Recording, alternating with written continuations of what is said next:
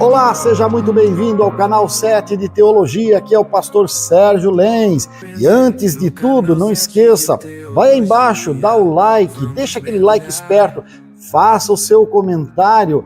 Aliás, compartilhe com alguém e não esqueça de dar uma olhadinha se você ainda está inscrito. Isso é importante para nós, tá bom? Então, roda a vinheta e vamos começar.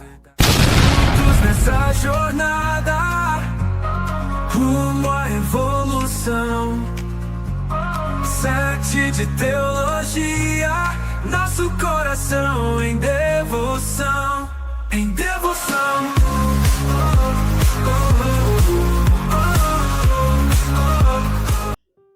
Capítulo 1 de Malaquias.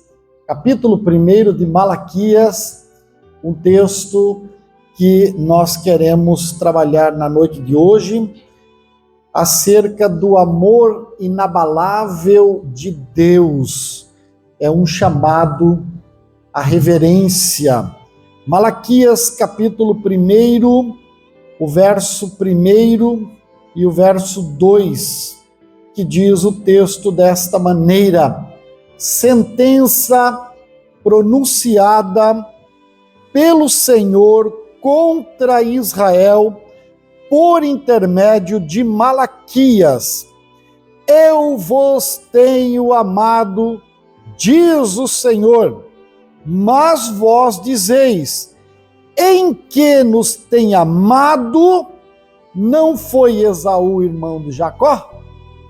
Bom, o texto ele continua e naturalmente nós não vamos lê-lo completo, mas você tem a sua Bíblia e poderá fazer essa leitura em casa depois.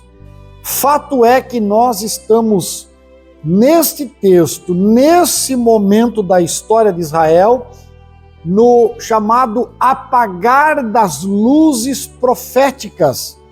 É aquele período um pouquinho antes dos 400 anos de silêncio profético, até a chegada de João Batista, pregando o evangelho do arrependimento, o evangelho do juízo, a chegada daquele que seria tão importante que ele faz uma expressão interessante: eu não sou digno de desatar-lhe a correia da sandália. Tão importante é esse que vem. Mas para você entender o contexto de Malaquias, para o Senhor fazer esta pergunta neste momento, quando ele diz: eu vos tenho amado, diz o Senhor, mas vós dizeis: em que nos tem amado? Qualquer crente de qualquer dispensação, seja de Abraão, seja de Noé, seja do período da lei, seja dos reis, do Novo Testamento, não importa, qualquer crente em Deus, ele jamais ousaria fazer uma pergunta como essa na forma de contra-argumento, dizendo para Deus: em que nos tens amado? Ninguém, em são juízo, faria essa pergunta. Isso pelo menos é uma conclusão nossa, é uma conclusão de quem está com a barriguinha cheia, com o banho em dia, com a casa lhe aguardando, com o cobertorzinho lhe esperando, travesseiro, tudo certinho, bonitinho. Mas deixa eu pensar com você o que é que estava acontecendo com Israel naqueles dias, para você entender. Primeiro que nós devemos lembrar que o tempo dos milagres de Elias e Eliseu, Elias tem um número lá estimado em torno de 16 milagres, Eliseu em torno de 32, então era um tempo de muitos milagres, ao menos os registrados são esses, havia acabado. Quando nós olhamos para a Bíblia, o cativeiro babilônico ainda era uma recordação amarga que estava no paladar dos filhos de Israel, que agora estavam de volta para sua terra. Uma terra que foi arrasada, queimada, destruída, conspurcada. A glória do passado já não existia mais. as próprias reformas feitas por Neemias já não tinha mais o mesmo valor, aquela loucura de trabalharem dia e noite, de um lado com a espada, do outro, da outra mão, do outro lado com a ferramenta de trabalho, defendendo as muralhas que Sanbalat e Tobias riam junto com os outros e diziam, isso aí é até uma raposa. Você já viu uma raposa? A raposa tem o tamanho de um gatinho magrelo. E eles diziam, até as raposas derrubam esse muro que vocês estão levantando. Não tem mais a glória que tinha mais. As rotinas dos sacerdotes trabalhando em favor do povo, oferecendo sacrifícios, já não era mais a mesma coisa. Porque quando o povo voltou para a sua terra, vindo do cativeiro, eles chegaram em uma condição muito difícil. O povo que ficou era paupérrimo, pobre ao extremo. E aí eles precisavam recomeçar. E se você já recomeçou, você sabe o quanto é difícil. Em qualquer esfera da vida, quando você precisa recomeçar, porque fica martelando lá no fundo da sua consciência a glória do passado. Ah, mas eu já fui assim. Ah, mas eu já fiz isso. Ah, mas eu já tive essa força. Ah, mas eu já tinha tanto dinheiro na conta. Ah, mas eu já tive aquela saúde. Então, essa força negativa que agia na mente do povo lhes impedia de produzir como dantes. Porque quando você está começando, a alegria, a disposição, a saúde, a contentamento. Mas depois de você ter caído, você está ao quebrado. Você sente o cheiro da sua miséria. E aí recomeçar tudo do zero, tudo novamente. O povo começou de uma forma displicente. Segundo os relatos dos profetas desse período, não havia mais a mesma disposição em trazer os dízimos à casa do Senhor. E por conta disso, os sacerdotes estavam vivendo também em condição precária, porque eles eram alimentados pelo dízimo do povo. E aí os sacerdotes, sem ânimo, começaram a fazer um culto mecânico, sem força de vida, com apatia, sem vitalidade. E o povo, vendo que os sacerdotes faziam tudo ligado no piloto automático, dizia, se vai fazer de qualquer jeito, então de qualquer maneira, qualquer coisa serve. Então, pega essa ovelha aqui que já vai morrer mesmo, já está doente, leva ela, o sacerdote vai passar a faca no pescoço, vai derramar o sangue, vai oferecer lá, nós não vamos aproveitar nada mesmo, dá isso aqui mesmo. Pega essa oferta qualquer aqui, pega aí, faz de conta que nós somos pobres, leva uns pombinhos aí, leva uns pardais, leva qualquer coisa. E isso criou uma sinergia negativa que levou o povo à apatia e à sonolência espiritual. Eu não sei se você consegue fazer comigo um link até Paulo escrevendo aos Coríntios, especialmente no capítulo 11, a partir do verso 23, dizendo, porque eu também, o que recebi do Senhor, vos escrevi, que na noite que o Senhor Jesus foi traído, tomou o pão e tendo dado graça, a partir disso, esse é o meu corpo que é dado por vós, tomou da mesma forma, tomou o cálice, e disse, este é o cálice da nova aliança, fazei isso em memória de mim. Por isso, examine-se o homem a si mesmo, e assim coma do pão e beba do cálice, mas tome cuidado ao fazer essa examinação de si mesmo, porque alguns, por não se examinarem, por manterem uma vida apática, por manterem pecados escondidos, estão mortos. Há muitos que dormem entre vós. Há uma conexão muito forte entre os dias de Malaquias e os dias de Paulo, e por que não dizer dos nossos dias? Ou você tem, observe o que eu vou lhe dizer, só existe 3 vias nesse processo de praticar culto a Deus nos nossos dias.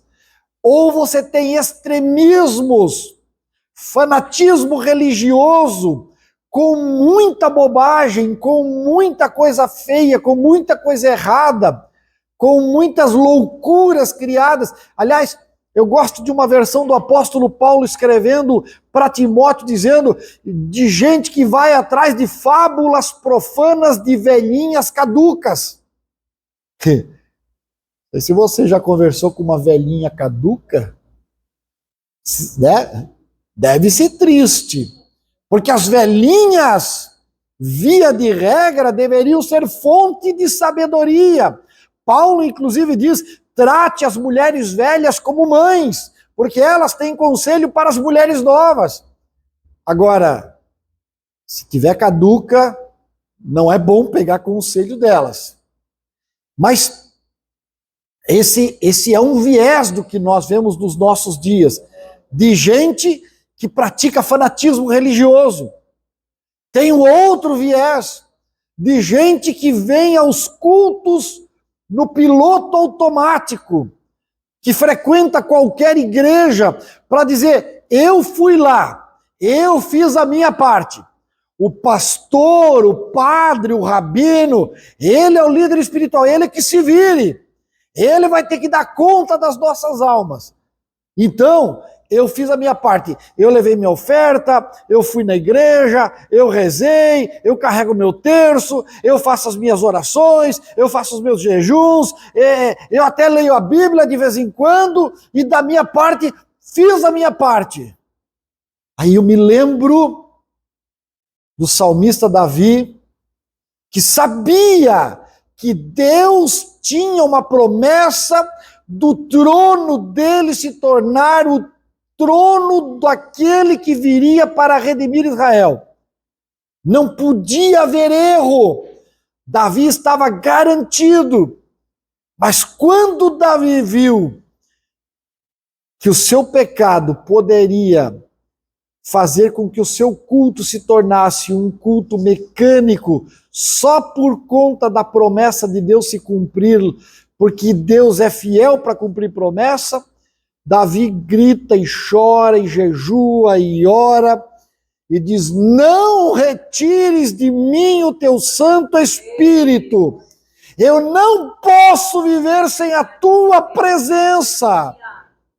E essa deve ser a briga que cada um de nós deve efetuar nos nossos dias.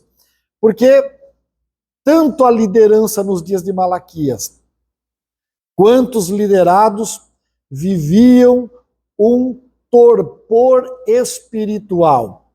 E só para você entender o que significa a palavra torpor, é mais ou menos você lembrar o que acontece com alguém que bebe bebida forte, alcoólica. Ele bebe, e daqui um pouco ele relaxa das suas faculdades morais, mentais, espirituais, e passa a falar coisas que ele depois nem lembra que falou, passa a fazer bobagem, babar em cima das pessoas, desmaia pela rua, e você sabe que quadro terrível é isso. E o Senhor compara isso com um torpor espiritual quando se esquece que na relação de um pai com um filho precisa haver respeito e amor mútuo, porque Deus nos ama. Veja, a visão que eles tinham de Deus era quase uma visão deísta, de um Deus que está lá longe de todos. Ele determinou certas coisas e desapareceu da presença dos homens. Você veja que no versículo 2 do capítulo 1, eles questionavam o amor de Deus. Em que nos amaste? Se você olhar no versículo 14, e tanto no capítulo 2 e no versículo 2, eles questionavam a honra e a grandeza de Deus. Se você olha no capítulo 2, no versículo 17, eles questionam a justiça de Deus.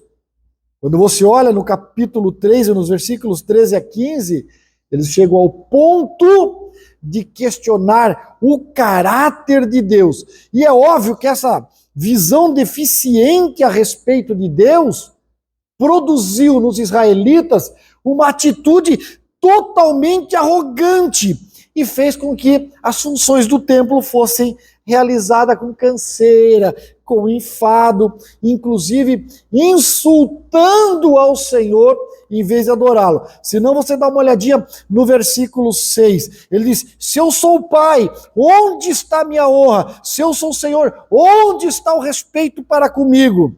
E aí tem um texto que eu acho demais, que é o versículo 10, ele disse: tomara houvesse entre vós quem feche as portas, para que não acendesseis debalde de fogo no meu altar.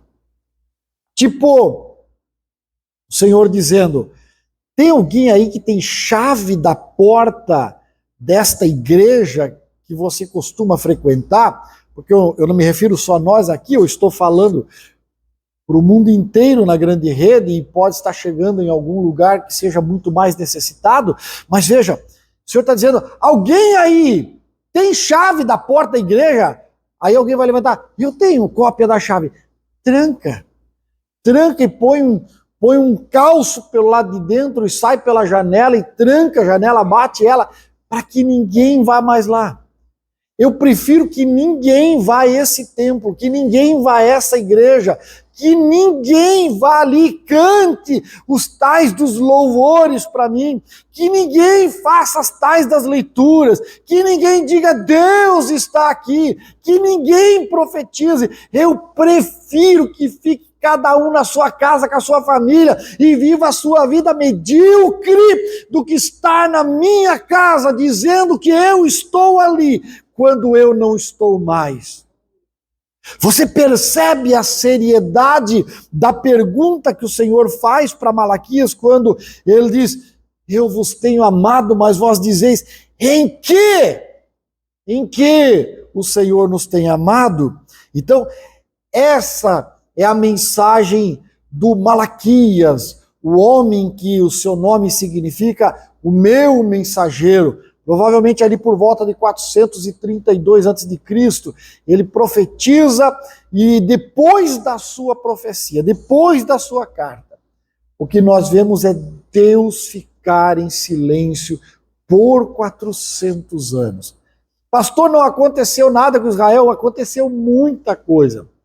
Eles se tornaram vassalos de um ramo dos gregos, depois eles perderam isso, depois se tornaram vassalos dos romanos, aí eles lutaram contra, se libertaram, voltaram a ser, enfim, há toda uma guerra. Quando você pega uma Bíblia católica com os livros apócrifos, você vai ler um pouco da história dos macabeus, e você vai entender que Israel ficou lutando, mas não havia mais quem ouvisse a voz de Deus, porque Deus, ele bate, ele está ali à porta dizendo: ei, abre a tua porta, se você abrir, eu entrarei, cearei com você e você comigo, seremos íntimos. Mas se você não abrir, eu me retiro e vou para outro lugar, vou a outro coração. Por isso que alguns de nós dizem: mas eu tenho um conhecido, eu tenho um parente, eu tenho um amigo que ele já ouviu a voz de Deus. Será que não pode alguém lá pregar para eles? E eu fico perguntando para você que me escuta: será que já ouviu a voz de Deus? E agora a voz de Deus não se ouve mais porque você rejeitou tantas vezes?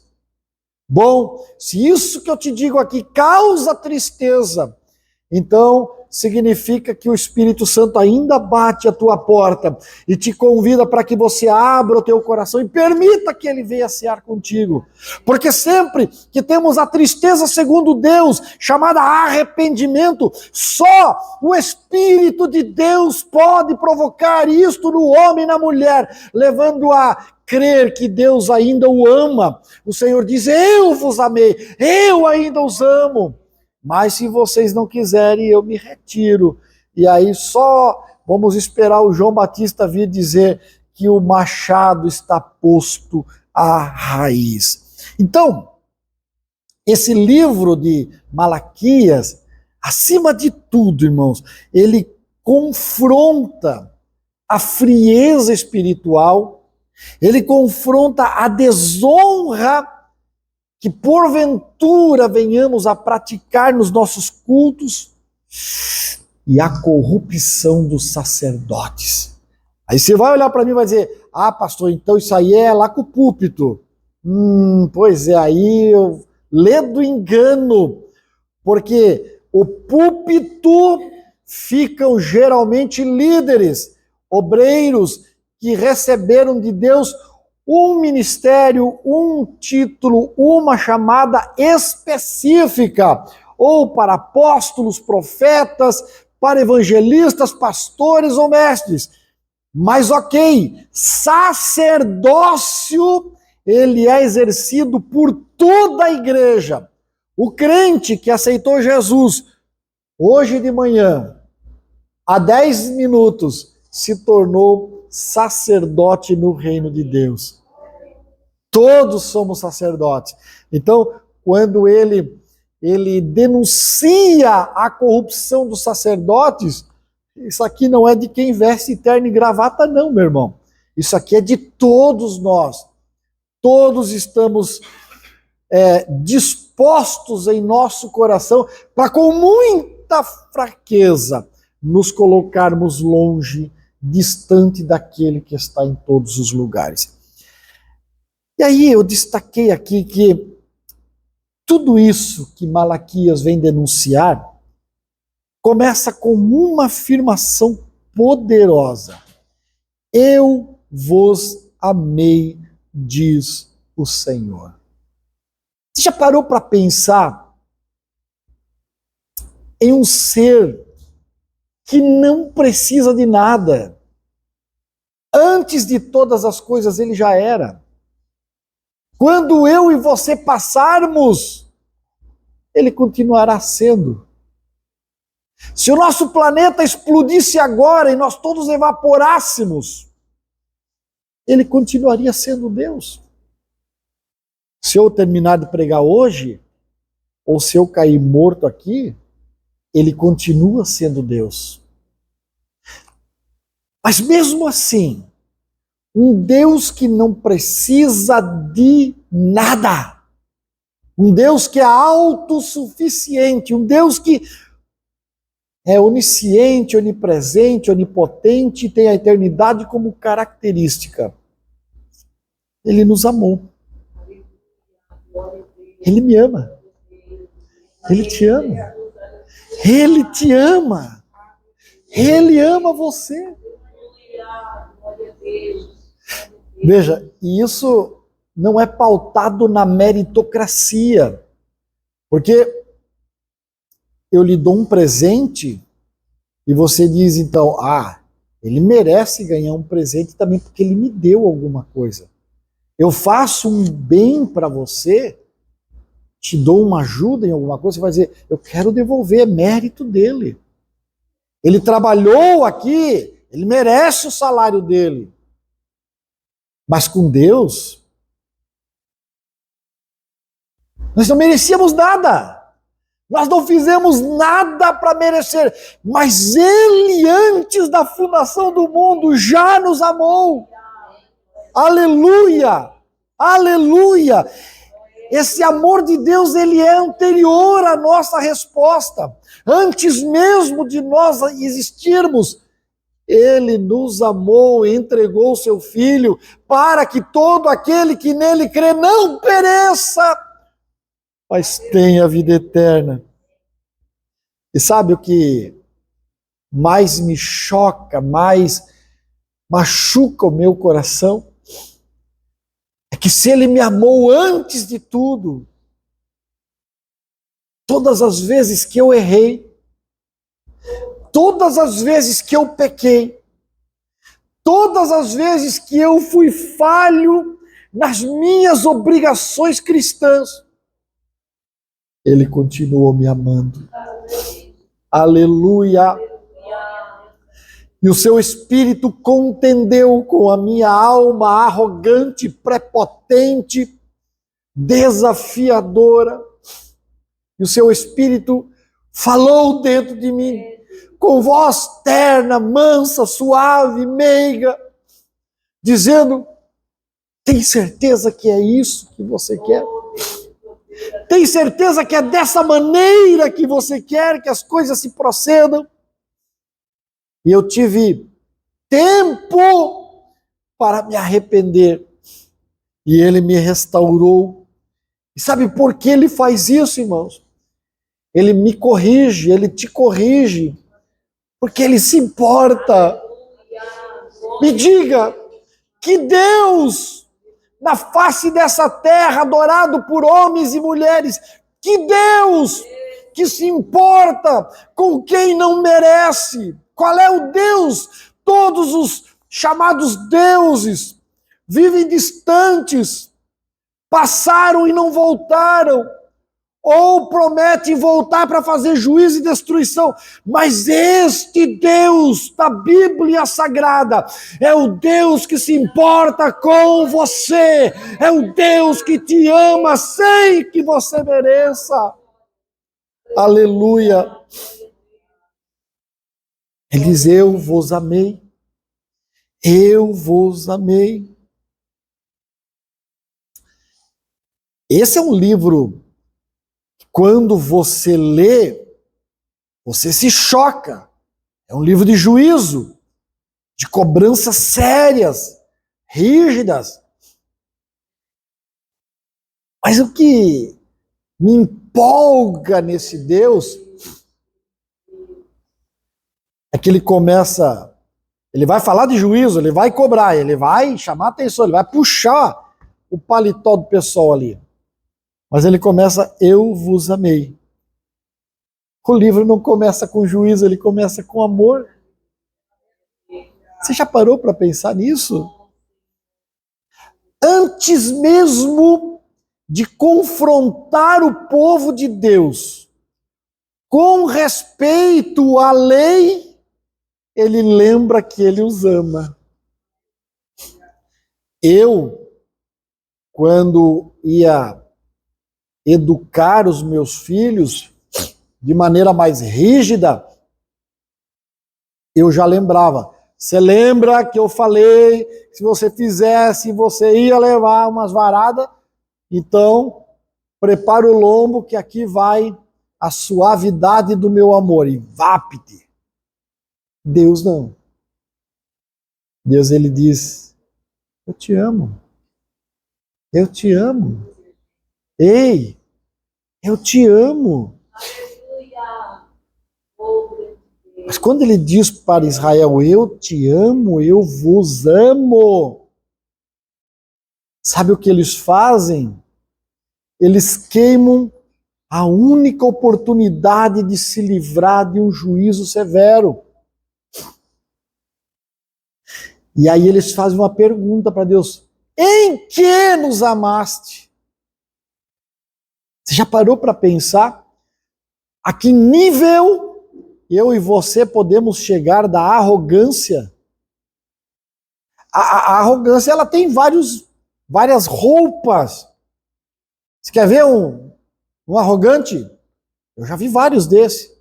Pregando, dizendo: então, irmão, outro dia eu estava em casa e Deus falou para mim: vai lá em tal lugar. Eu disse: Deus, eu não vou não. E o Senhor disse: não, meu filho, vai lá, não vou não. Isso é arrogância, irmão. Se for Deus, ou é criancice, ou é meninice. Porque se Deus falar com você, ou você cai de joelho, chorando, implorando a graça e a misericórdia dele, porque a voz como de muitas águas é irresistível, ou você é um completo arrogante que já está desviado e aí já não tem mais negócio com ele. Aí é só bobagem mesmo. Então, o amor de Deus é anterior, inclusive, à própria obediência do povo. Falei aqui que não existe meritocracia nisso. Você diz: não, agora Deus vai cobrar porque eles deram uma erradinha, mas antes o amor de Deus estava lá porque... meu irmão, Por que eles foram e ficaram no Egito como escravos? Não merecia. Não merecia. Mas um dia ele chama o Moisés lá no deserto e diz: Moisés, vem cá. Eu desci porque o clamor do meu povo subiu até mim. Povo ruim, povo escravo, vão para o deserto, reclamam, murmura. Chega um momento que Deus diz: chega, Moisés, de ti eu vou fazer a nação, porque esse povo aí não dá. Eu estou tentando, mas não tem jeito. Estou vendo que isso aqui é madeira ruim, não dá para trabalhar. Moisés faz o que dificilmente um de nós faria. Olha, Senhor, fazer um negócio com o Senhor aqui. Nós somos amigos, mas não dá para ser amigo desse jeito. É o teu povo. Foi tu que tirou eles. Aí como é que eu vou chegar com outro povo lá na terra prometida? Vão dizer entre as nações: o Senhor, havendo tirado um povo da terra do Egito, não conseguiu dar conta deles, matou eles no deserto para fazer outro. Se não é possível perdoar-lhes, imputa a mim o erro deles. Mata eu aqui, pronto.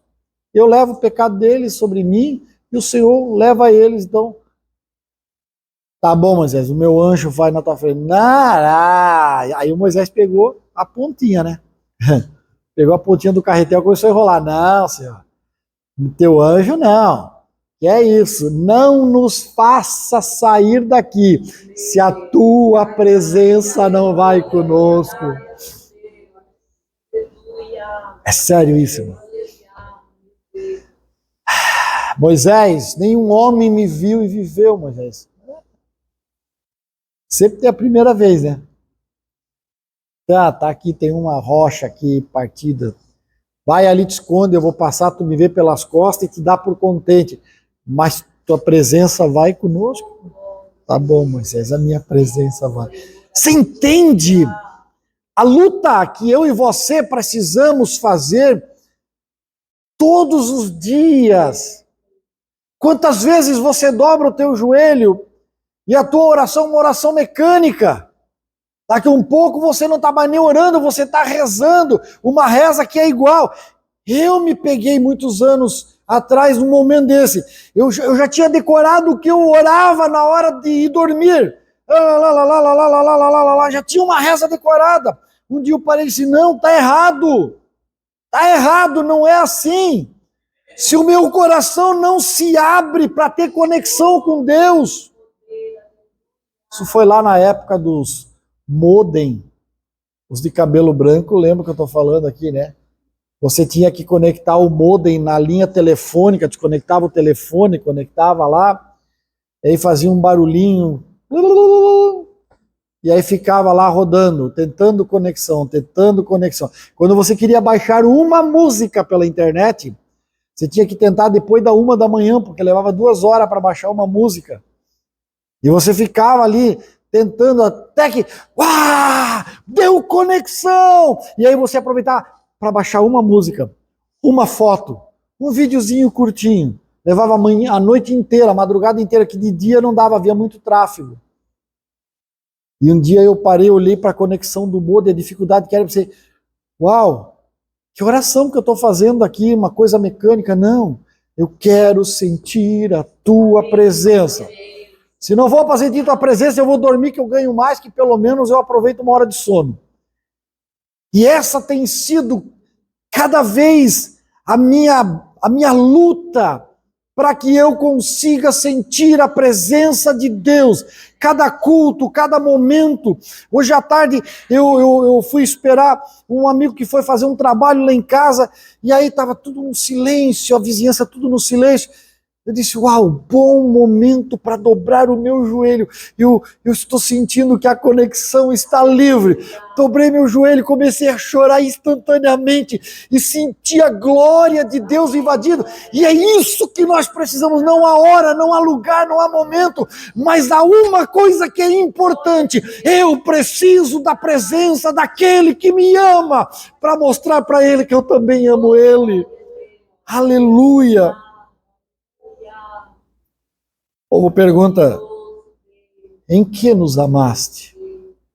Que tristeza, quando mesmo amado, nós chegamos à fase, a um ponto, de nos mostrarmos céticos, de não acreditar.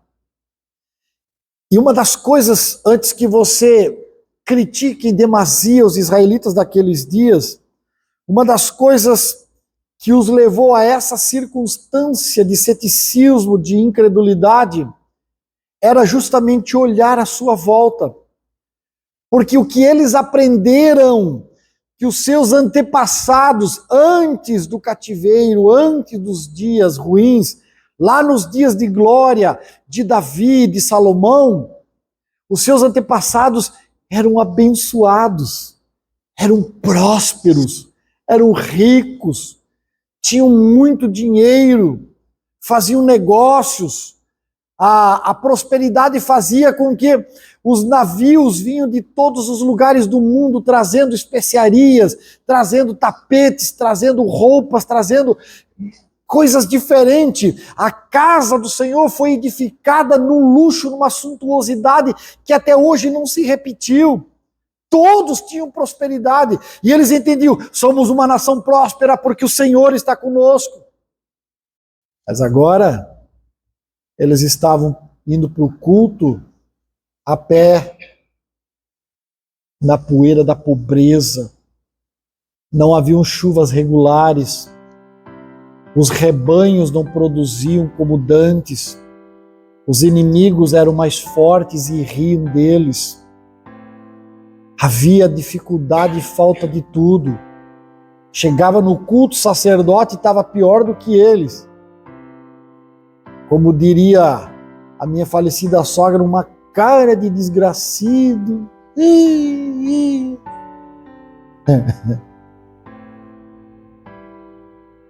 Para quê? O Senhor não nos ama mais. Em que nos amou? Começar a olhar para as circunstâncias externas e questionar a Deus. Escuta, olha para mim aqui e me diz. Se nós não somos extraterrestres, nós estamos inseridos em uma sociedade globalizada, totalmente tecnológica, temos o mundo na palma das mãos, acompanhamos várias vertentes de cristianismo, fazendo as suas retóricas, e alguém de forma mentirosa, hoje mais mentiroso ainda, porque nós temos inteligência artificial que camufla qualquer coisa, diz, não, aqui na nossa igreja tem prosperidade, aqui não tem dificuldade, aqui ninguém fica doente. E aí, às vezes, nós estamos passando por um momento em que a cruz está sendo aplicada nas nossas vidas. Lembra o que o Senhor disse? Negar-se a si mesmo, tomar a sua cruz e segui-lo. A cruz está sendo aplicada na nossa vida para nos tornarmos parecidos com Jesus. E aí olhamos para o ambiente externo e dizemos, que canseira. Não é a mesma coisa. Lá não sei aonde tem jogo de luzes. Lá não sei aonde tem show no palco. Lá não sei aonde tem aparato tecnológico de ponta. Irmão, para adorar a Deus, você só precisa de um par de joelho, um estoque de lágrimas e um coração com gratidão. Não precisa mais que isso. Aleluia! Eu vi agora essa semana, me parece que é na Nigéria, em no local mais remoto, tomado pelo islamismo. Então, eles não têm mais como causar atrocidade aos cristãos, eles cavam umas covas, umas valas profundas, jogam os cristãos lá dentro, eles estão lá em pé, assustados, e o pessoal começa a enterrar vivo. Famílias inteiras são enterrados vivos. Estes cristãos, eles vão chegar diante do juízo para esta geração e vai dizer, seus hipócritas, vocês tinham tudo, vocês tinham todo o conforto para adorar o nosso Deus. Nós fomos enterrados vivos, queimados, decapitados, martirizados, mas estamos diante do trono de Deus para protestar contra vocês, geração de hipócrita. que tendo tudo, falaram como os israelitas: em que nos amaste? Ah, que canseira! Meu irmão, nós precisamos melhorar e muito o nosso cristianismo para chegarmos diante de Deus um dia e sorrirmos diante do trono da graça. Precisamos melhorar muito, porque se nós olharmos sacerdotes, eles ofereciam sacrifício defeituoso, Deus era desonrado. Que tipo de sacrifício que nós oferecemos hoje, que são sacrifícios de louvores? Às vezes, aqui nas nossas terças-feiras, nós temos um grupo da percussão tocando, e eu escuto a irmã Celi, ela dá uma parada no meio da música e grita: canta, igreja! Por quê? Porque Deus amou de tal maneira. Irmão, sacrifício de louvores. Eu não faço, né? Mas tem pregador que precisa dizer: é hora de você dar glória a Deus, crente. Ah, tá. Porque Deus é desonrado com sacrifício defeituoso. Outra acusação contra o sacerdote: o culto virou formalidade. Pode ser formalidade. Você já sabe o que vai acontecer, que bom! Primeiro é cantado 2 hinos da harpa, depois é feita uma leitura, depois é feita uma oração.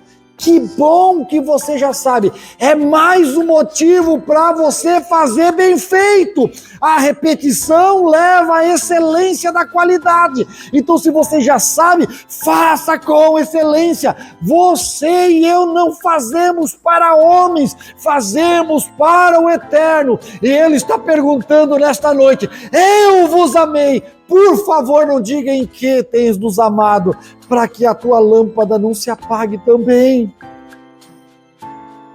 Quem é amado, responde com reverência. Seja reverente. Porque o Senhor, e eu vou terminar nesse ponto do versículo 6, o Senhor diz: tá, vocês me chamam de pai, mas se eu sou pai, onde que está a minha honra? Esse Deus, maravilhosamente, é um Deus passivo. Passivo porque Ele espera uma reação nossa, mas também Ele confronta, corrige, chama de volta o coração do adorador. Que você tenha um coração de adorador. Afinal de contas, vale a pena adorar esse Deus, porque Ele ainda é o maior, o melhor e o mais fiel. Companheiro, forte abraço, até a próxima semana.